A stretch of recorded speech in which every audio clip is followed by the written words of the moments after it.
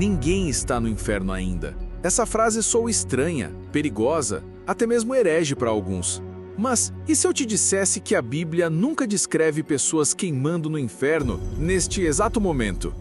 E se o que chamamos de inferno for, na verdade, 3 lugares diferentes, 3 realidades espirituais distintas, que quase ninguém fala? Hoje você vai descobrir a verdade por trás desse mistério sombrio e escondido nas Escrituras. Prepare-se, porque o que vamos revelar vai desafiar tudo o que você já ouviu nos sermões e nas tradições. Desde crianças, fomos ensinados a imaginar o inferno como um lugar de fogo eterno, onde as almas dos pecadores já estão queimando sem descanso. Uma prisão subterrânea, repleta de gritos, demônios e tormento. Mas a Bíblia pinta um quadro muito diferente. Na verdade, a palavra de Deus fala de 3 infernos, 3 dimensões espirituais que foram traduzidas de forma confusa ao longo dos séculos. O resultado? Uma avalanche de interpretações equivocadas que alimentaram o medo, mas esconderam a verdade. O primeiro deles é o Sheol, ou em grego Hades. Esse é o lugar dos mortos, uma espécie de prisão espiritual temporária, onde as almas aguardam o julgamento final. É o mesmo lugar citado repetidamente no Antigo Testamento. Jacó acreditava que desceria ao Sheol para se reunir com seu filho José, quando pensava que ele estava morto. Jó falava do Sheol como um lugar de descanso, de sombra, onde não há atividade nem memória. Os Salmos descrevem o Sheol como um lugar onde até os justos, como Davi, acreditavam que iriam.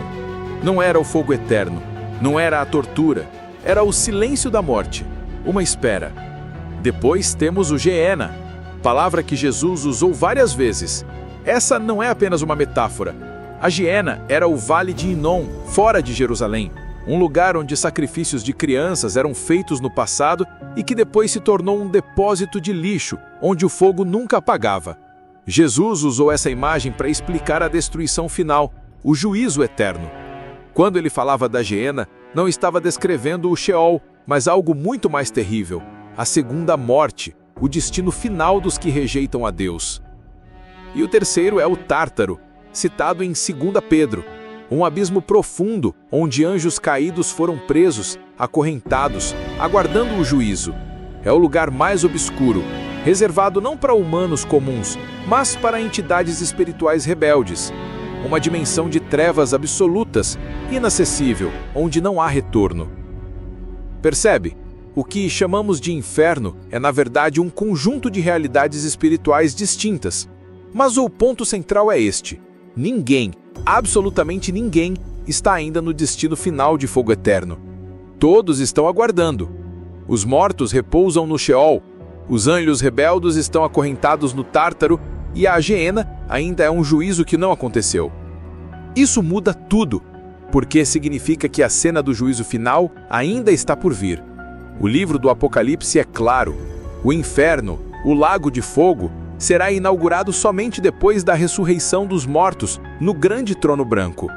Até lá, o que existe é espera. Mas por que isso foi escondido? Porque a tradição pintou um quadro tão diferente. A resposta está na força das imagens. A igreja primitiva, ao traduzir as escrituras, usou a palavra latina infernum para Sheol, Geena e Tártaro. E assim, 3 lugares diferentes se fundiram em um só conceito, criando um retrato que nunca foi descrito pela Bíblia. O medo do fogo eterno se tornou uma ferramenta de controle, mas, ao mesmo tempo, afastou o povo da compreensão real do plano de Deus. Se entendermos que os mortos ainda estão esperando, uma pergunta inevitável surge: onde exatamente estão essas almas agora? Será que estão conscientes, sofrendo? Ou estão dormindo, em silêncio, aguardando o chamado da trombeta?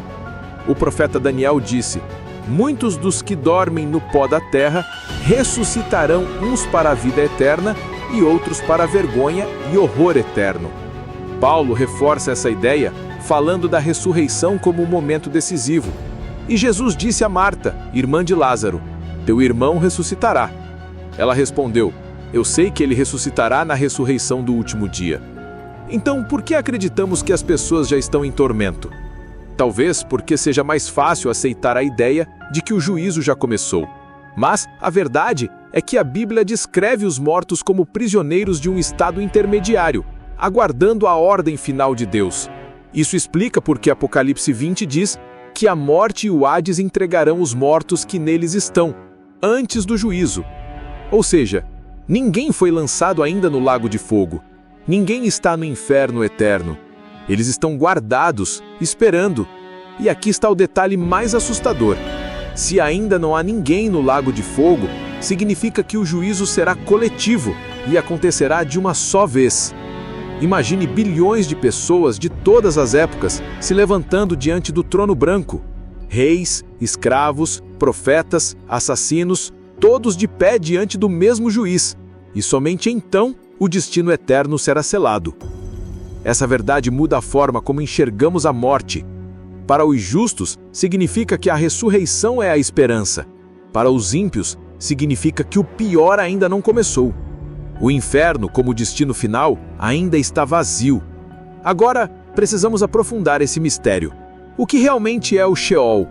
O que a Bíblia revela sobre a consciência dos mortos? E como Jesus rompeu as cadeias desse lugar quando desceu após a cruz? A resposta está escondida em detalhes que poucos ousam examinar.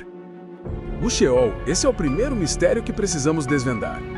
O Antigo Testamento fala dele como a morada dos mortos, um lugar profundo, um abismo invisível. Nem céu, nem inferno ardente, mas uma prisão espiritual onde todos, justos e ímpios, pareciam descer.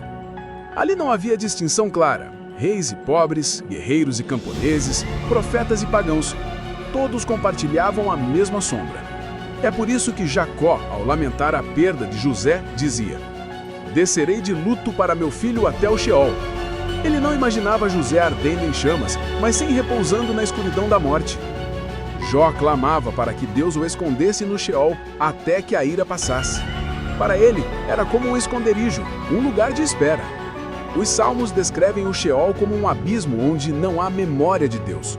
Um silêncio absoluto, sem louvor, sem cântico. Imagine uma prisão sem grades, mas com uma escuridão tão profunda que até a consciência parece se dissolver. Esse era o destino inevitável para todos os homens. Mas se o Sheol era o destino comum, como entender as palavras de Jesus sobre o rico e Lázaro? Na parábola, o rico, em tormento, ergue os olhos no Hades, enquanto Lázaro repousa no seio de Abraão. Essa passagem foi usada durante séculos para afirmar que já existem almas ardendo. Mas o que Jesus estava revelando ali não era o lago de fogo eterno, mas sim uma divisão dentro do Sheol. Um lugar de consolo para os justos e um lugar de tormento para os ímpios. Dois compartimentos separados por um grande abismo, intransponível. O mesmo lugar, mas com destinos diferentes. O seio de Abraão representava esperança, descanso. Era como um refúgio dentro da própria prisão, reservado aos que confiaram em Deus. Enquanto isso, o outro lado era marcado pela consciência de culpa, pelo tormento da espera. Não o juízo final, mas o prelúdio da condenação. Isso significa que, mesmo no estado intermediário, já há uma separação. Não definitiva, mas real. E é exatamente nesse ponto que a cruz muda tudo. Quando Jesus morreu, algo misterioso aconteceu. O apóstolo Pedro escreve que ele desceu às regiões inferiores da terra e pregou aos espíritos em prisão. Efésios afirma que ele desceu às partes mais baixas antes de subir ao céu. Essa descida não foi simbólica, foi uma invasão ao coração do Sheol. Imagine a cena: o Filho de Deus, recém-sacrificado, atravessando as sombras da morte, as portas do abismo estremecendo com sua presença, os espíritos que aguardavam em trevas o reconhecendo, demônios em desespero, anjos caídos em silêncio, e ali, no meio da prisão espiritual, Jesus proclama vitória. Ele não foi ao Sheol para sofrer, ele foi para conquistar. E a conquista foi tão poderosa que as Escrituras dizem: tendo despojado os principados e potestades, os expôs publicamente, triunfando sobre eles na cruz. Ele tomou as chaves da morte e do Hades. O domínio do Sheol foi quebrado. E é por isso que desde então o destino dos justos mudou para sempre. Antes da cruz, até os fiéis iam para o seio de Abraão. Depois da cruz, o caminho foi aberto. Paulo escreve: partir e estar com Cristo é incomparavelmente melhor. Isso significa que agora, os que morrem em Cristo não vão mais ao Sheol. Eles são recebidos na presença do Senhor. O véu foi rasgado, o cativeiro foi levado cativo. Mas e os ímpios? Esses continuam no Sheol, aguardando. A parte sombria do Hades permanece cheia de almas que ainda não enfrentaram o juízo final. Homens cruéis, impérios sanguinários, tiranos, todos aguardando a convocação diante do grande trono branco. A prisão ainda está em funcionamento. Isso explica por que o Apocalipse diz que a morte e o Hades entregarão os mortos que nele havia. O Sheol não é o destino final, é apenas a antessala do juízo, um lugar de custódia até o dia da sentença. E aqui surge outro mistério. Quando Jesus contou sobre o ladrão na cruz, disse: "Hoje estarás comigo no paraíso." Não falou de Sheol, não falou de tormento, falou de paraíso. Um lugar de descanso imediato, conquistado por seu sacrifício. Isso significa que, ao mesmo tempo em que o Sheol continua funcionando para os que rejeitam a Deus, existe agora um outro destino para os que estão em Cristo, a presença do Cordeiro. Mas e quanto ao Tártaro? Esse lugar sombrio, quase esquecido, mencionado apenas uma vez nas Escrituras. Pedro diz que anjos pecadores foram lançados em abismos de trevas, entregues a cadeias eternas. Essa não é uma prisão para humanos, é uma cela espiritual, reservada para entidades caídas que desafiaram diretamente o trono de Deus. Não é o Sheol dos homens, nem a Geena do juízo final. É um cárcere diferente, mais profundo, mais escuro. Imagine um abismo sem fim, onde até a própria noção de tempo desaparece. Ali estão aprisionados anjos que corromperam a criação, aguardando sua destruição definitiva. A Bíblia, portanto, não fala de um único inferno, mas de camadas: Sheol, Tártaro e Geena. Todos chamados de inferno em nossas traduções, mas profundamente distintos. Essa confusão apagou séculos de entendimento. E é por isso que precisamos restaurar essa visão esquecida. Se ninguém está ainda no lago de fogo eterno, isso significa que a história ainda não terminou. O trono branco ainda não foi erguido. O julgamento coletivo ainda não começou. O inferno eterno como destino final ainda está vazio. O fogo que nunca se apaga ainda não recebeu sua primeira vítima.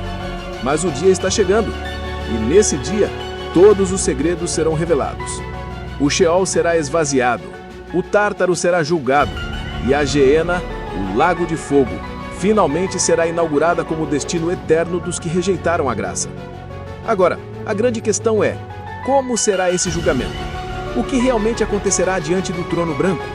E como a Bíblia descreve o momento em que a morte e o próprio Hades serão lançados no lago de fogo? O livro do Apocalipse abre as cortinas para a cena mais temida da história da humanidade: o grande trono branco. Não há metáfora, não há parábola, não há suavização. João descreve como algo real, inevitável, diante do qual todos os mortos, grandes e pequenos, estarão de pé. O mar devolverá seus mortos, a morte entregará seus mortos, o Hades, esvaziado, vomitará cada alma que manteve em cativeiro por séculos. Imagine bilhões de pessoas, de todas as eras, ressurgindo ao mesmo tempo. Reis e escravos, generais e crianças, filósofos e camponeses, homens santos e assassinos, todos diante do mesmo juiz, sem distinção de títulos ou glórias terrenas. Nesse momento, os livros serão abertos. Cada ato secreto, cada palavra murmurada, cada decisão oculta, nada ficará escondido. É como se o tempo inteiro da humanidade fosse exibido diante do tribunal eterno. E outro livro será aberto, o livro da vida. Somente aqueles cujos nomes estiverem escritos nele escaparão do destino terrível que está prestes a se cumprir. O texto é claro: a morte e o Hades serão lançados no lago de fogo. Essa é a segunda morte. Esse é o inferno que tantos imaginam, mas que ainda está vazio. Esse é o fogo eterno preparado não originalmente para os homens, mas para o diabo e seus anjos. E somente nesse instante, pela primeira vez, o inferno eterno será inaugurado. Essa revelação é chocante, porque nos mostra que os gritos e tormentos que muitos pregadores descreveram como acontecendo agora, ainda não começaram. Eles estão reservados para o futuro. A morte em si será destruída, o Hades será aniquilado, E o lago de fogo se tornará a prisão eterna, definitiva, sem saída. Mas o que realmente é esse lago de fogo? Alguns estudiosos tentaram descrevê-lo como metáfora, outros como realidade literal, mas a Bíblia não deixa margem para a suavização. Jesus falou de um fogo que nunca se apaga, de um verme que nunca morre, de trevas exteriores, onde haverá choro e ranger de dentes. João fala de tormento dia e noite, para todo sempre. Uma existência consciente, sem fim, marcada pela separação absoluta de Deus. Aqui está o ponto central. O inferno eterno ainda não tem habitantes humanos, mas terá. E o momento decisivo será no juízo final. Até lá, cada alma aguarda. Os ímpios no Sheol, conscientes do peso da espera. Os anjos caídos, acorrentados no Tártaro, aguardando sua condenação. E os justos agora, desfrutando da presença de Cristo, aguardando a ressurreição gloriosa. Essa visão muda completamente a forma como entendemos a morte. A vida não termina no último suspiro, ela apenas entra em pausa, em espera. Os fiéis descansam com Cristo, aguardando a ressurreição do corpo. Os ímpios aguardam em tormento no Hades, sabendo que o pior ainda está por vir. O destino final ainda não começou. O lago de fogo ainda não se abriu. Quando Jesus disse, não temais os que matam o corpo e não podem matar a alma, temei antes aquele que pode destruir no inferno, tanto a alma como o corpo. Ele não falava do Sheol, ele falava da Geena, do destino final, da segunda morte. Esse é o ponto em que o juízo de Deus será absoluto e irreversível. A Geena é descrita como fogo eterno, mas também como trevas. Uma combinação paradoxal. Fogo que consome e, ao mesmo tempo, escuridão que sufoca. É a imagem da ausência total de Deus. Se hoje até mesmo os ímpios desfrutam da luz do sol, da chuva, da vida, no inferno eterno não haverá nada disso. Nenhuma graça, nenhuma lembrança de bondade, apenas a eternidade sem Deus. Esse é o terror maior do que qualquer chama. Mas há um detalhe ainda mais profundo. O Apocalipse descreve que até o próprio diabo, a besta e o falso profeta serão lançados no lago de fogo. O mal não terá outro lugar para se esconder. Isso significa que a condenação não é apenas para os homens, mas para todas as forças espirituais que se levantaram contra o Criador. Esse será o dia em que toda rebelião será esmagada, o dia em que o mal será confinado para sempre. E aqui está o contraste mais belo e mais assustador. Enquanto uns são lançados na segunda morte, outros entram na vida eterna. A nova Jerusalém desce.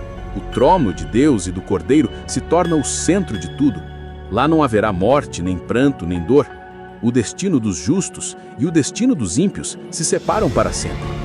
Dois caminhos definitivos, sem volta, sem segunda chance. É por isso que a compreensão correta sobre o inferno é tão vital. Porque nos mostra que ainda estamos na fase de espera. Ainda existe tempo.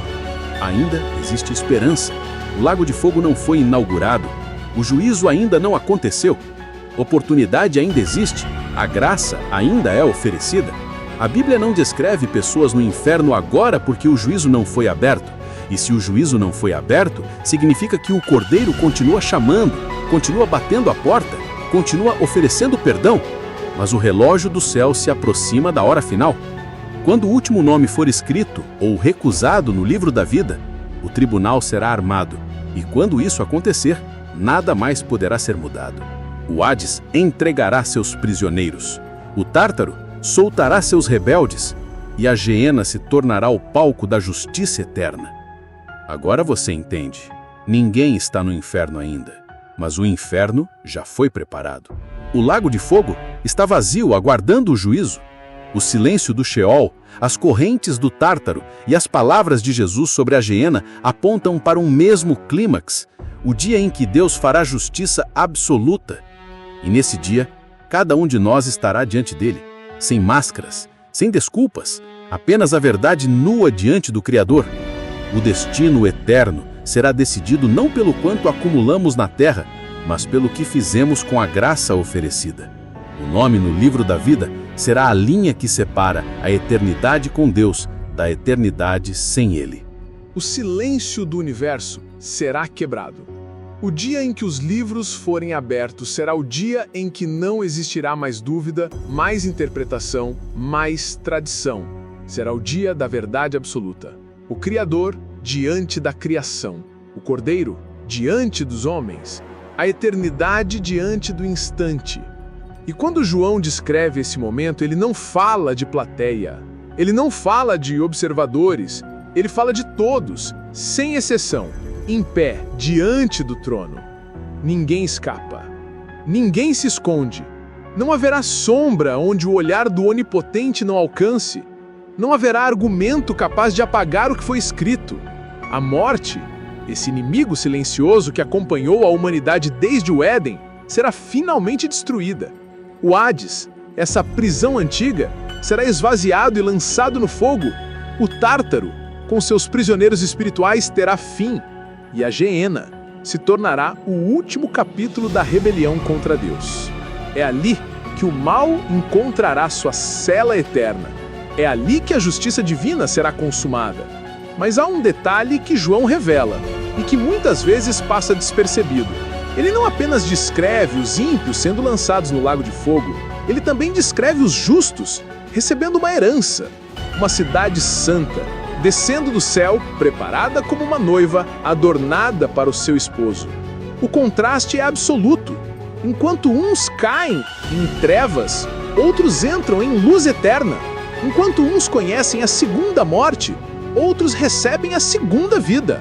O Apocalipse descreve lágrimas sendo enxugadas dos olhos, dor desaparecendo, sofrimento sendo esquecido, a morte já não existindo. Esse é o destino dos que têm seus nomes no livro da vida. Essa é a promessa final de Deus. Agora, quando você entende que ninguém está no inferno ainda, algo se torna claro. O juízo ainda não aconteceu. Isso significa que o tempo da graça continua aberto. As portas do céu ainda não foram fechadas. Ainda há uma escolha diante de cada coração. E é por isso que essa verdade é tão poderosa, porque nos mostra que a decisão ainda está diante de nós. O inferno eterno está vazio, mas não permanecerá assim para sempre. O relógio está correndo, o juízo virá, e quando vier, será definitivo. A segunda morte não conhece retorno. A Geena não conhece segunda chance. Não haverá outro sacrifício, não haverá outra cruz, não haverá outro cordeiro. E é nesse ponto que a mensagem da cruz brilha como nunca, porque foi na cruz que Jesus desceu ao Sheol, tomou as chaves, quebrou as correntes, abriu o caminho para o paraíso e venceu a morte. Foi ali que o destino da humanidade mudou, e é somente por ele que o nome de alguém pode ser escrito no livro da vida. Não por obras, não por méritos, não por títulos, mas pelo sangue do Cordeiro. O maior mistério da Bíblia sobre o inferno não é o fogo, não é o tormento, não é o abismo. O maior mistério é que, até agora, ele permanece vazio e que, até agora, a voz do Cordeiro continua chamando. O futuro está escrito. A cena já está descrita. O lago de fogo já foi preparado, mas o nome que será lido diante do trono ainda pode ser o seu. E é por isso que essa mensagem não é apenas sobre mistério. É sobre escolha, é sobre eternidade. E quando o silêncio do último dia se levantar e os mortos de todas as eras estiverem em pé diante de Deus, o que restará é apenas uma pergunta: o seu nome estará no livro da vida? Se você está gostando de descobrir essas histórias não contadas da Bíblia, deixe seu like e se inscreva no canal Deus Cobrindo. Ative o sininho para não perder nenhum conteúdo que vai mexer com sua visão sobre as Escrituras.